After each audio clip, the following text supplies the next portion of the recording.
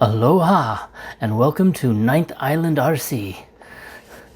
Finally getting around to doing multiple videos with the plan, as I said in the previous video, of doing at least one every 2 weeks to start. So to kick it off, gonna have a unboxing for you. Now, I'm used to doing 10th scale and boats, got a helicopter, flown drones, got a couple of big scale, big size vehicles, including the X-Max, Limitless. But now I'm going to get into something a little bit smaller, or should I say a lot smaller, because today we've got from Reflex Racing, not the RX28, but the RX28SE. This is their special limited edition kit. So let's take a look and see what we got.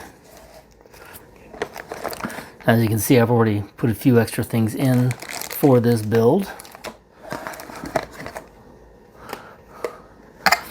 because obviously it does not come with any electronics. Matter of fact, such a small box, it doesn't even come with instructions, but I'll get to that. So first thing we see are some wheels. You've got 8.5 or 9 millimeter wheels for the front. You've got 11 millimeter wheels for the rear. And for those that want to run it as a pan car or as a GT, you've got 14 millimeter wheels. So that's in the first bag. Second bag, ooh, stickers. Everybody loves stickers. Okay, toss them aside. So here's what we get. Now, if any of you have ever run, Mini Z or 128 scale vehicles, the Kyosho ones, their chassis are plastic. When you get into higher level vehicles, chassis are typically made of one of two materials. They're going to either be carbon fiber, which are fantastic. It's lightweight, it's rigid. If you've done crawling, then you are familiar with carbon fiber rails, and they are nearly indestructible and they are extremely rigid.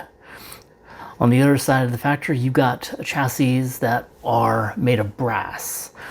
They're fantastic because they've got a very low center of gravity, keeping all that weight down, but the downside is brass, as anyone who's done crawling knows, it's a soft metal. It can bend a little easy. So what did they come up with for the SE? Stainless steel. You've got the weight of brass, or close enough to it, and you've got a material that is extremely rigid. Now, if you're looking and you may see what looks like the machining work, you're going to think, okay, there's going to be some slight ridges in there, but they did a special diamond coating, is what they're calling it, and this is as smooth as ice. I mean, well, I shouldn't even say ice, smooth as glass. This is really smooth. So we got the chassis. Next up is we've got a front bumper. And I'm guessing, since this will be my first build for a vehicle this size, this looks to be like the motor mount. Now there's a mixture of aluminum, I believe it's aluminum, and there's definitely carbon fiber parts in there as well. Next up would be, I'm guessing this is one of the two front ends. And the reason I say two is because they include two different front ends. You've got this, which is called the K.I.S.S, K-I.S.S. You can figure what that stands for. But that's the easier to assemble, the easier to maintain. Then, as you can see, you've got this bag full of parts, and there are a lot of them. This is number 2. This would be the double A-arm suspension. So with this, you're going to actually have your choice of doing a simple or a more complex. If you're in a slower class vehicle or slower class, I should say, then you might want to go with the K.I.S.S front end. It's going to be super easy. Basically, your only tuning that you really have to deal with is just choosing what springs you want to run. With the AA arm, you've got a lot more options. Camber, toe in, toe out. Obviously, spring adjustment. Moving on to go with the motor mount, you've got your rear axle, or basically it's just a differential, as they put it. This is the whole differential unit, which is the rear axle, solid rear axle. You've got all of your bearings, and you got your spur gear. Although the spur gear will not get used. You know, most race classes have a specified, you know, a spec'd spur gear, so that'll be that. You also do get a few optional springs. This is for the rear part of the suspension. This uses a tri-damper system. So from the chassis, you're going to have your center damper, which is your primary rear suspension, and then you have two more dampers, one to each side. That creates the tri-damper. So the longer springs are for the center, and the shorter springs are for the two side pieces. Here we have the main cage for the motor mount. This piece is aluminum. You have some other aluminum parts in there. And I'm not sure what this piece is, but yeah, we'll get to that when it's time to put this together. This is, I'm going to assume, more parts of the tri-damper system, because this main piece here looks to be probably the part of the center spring. And then these two ones with lines through them, those are going to be part of the side. And finally, yes, screws. Can't put a kit together without screws. Now, one of the things that I understand, having spoken with Reflex, is that the SE uses a lot less screws and has fewer parts than the standard SE. But honestly, that looks like a lot of screws to me. Of course, you're going to need your own electronics for this. So, first up is going to be a receiver, or sorry, an ESC speed controller. This is the Hobbywing Mini 28. To go with that, obviously you're going to need a motor. Sure, I could have gone with the Hobbywing motor, but Team Powers is going to be powering this system. Then you're going to need servo. Because this kit comes with a 20-tooth spline servo horn, they recommend using either their own Reflex Racing, the RE007. Love that, 007. I am a Bond fanatic, so got a kick out of that one. Alternately, there are a couple of other ones that you can use.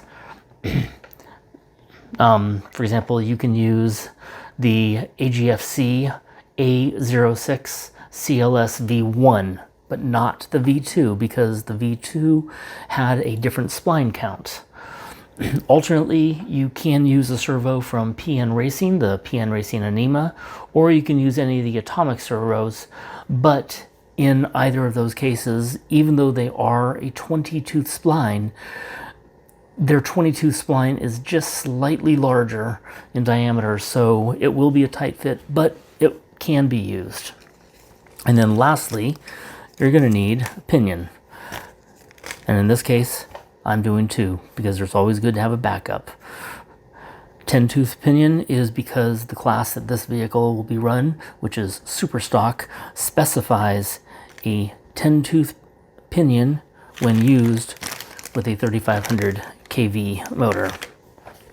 Now, the instructions, like I said, you know, there's no instructions in the box. So what does that mean? It means you got to go to the website. You got to download But you're not just downloading one set of instructions. You're not even downloading two. You've got to download 3 different sets of instructions. Why? Well, to start off with, you're going to need the 17-page RX28SE assembly guide. This only covers the differences between the RX28 and the RX28SE. This basically covers the motor mount design, which is different, and it also covers, obviously, the chassis, because that is quite different. So, in addition to the RX28SE manual, you'll also need the RX28 manual. This is going to cover everything that is similar. And matter of fact, just so you can get an idea of the difference, you can see the difference in the chassis design. The brass one has large openings. That way it's not super heavy, but there are a lot of parts that are definitely different. You look in the manual, and you can see that there are far fewer parts in the SE compared to the standard. The standard RX28 manual will also cover the standard front suspension. So what about this, the K.I.S.S? You got a third manual, which in truth it's only a single page, but it shows you the K.I.S.S front end, very basic instructions on how to put it together. So there you have it, the Reflex Racing RX28SE. Basically, it includes everything that you need to build other than your usual electronics. Now note that this chassis is for a 98 millimeter wheelbase only. This cannot be used for a 94. It cannot be used for a 102. It can only be used for a 98. Now, depending on the electronics that you choose and the body, you can expect the vehicle weight to be anywhere from 145 grams to 170 grams. And there are some classes that do specify a minimum weight of, for example, 160 grams. So if you do a Lexan body and your club specifies a weight, you may need to add additional weights. Now, the nice thing about this is that the rear track width, having nothing to do with the wheels, but just what you use for how you set up, it actually can be set up for as narrow as 69 millimeters at the front, or as wide as 78 millimeters. The rear can be set up for 72 to 75. Oops, actually I got that backwards. Sorry about that. Let's switch that around. So we're talking the rear can be between 69 and 78, and the front can be between 72 and 75. There you have it, the Reflex Racing RX28SE. Until we meet again, ahoy how.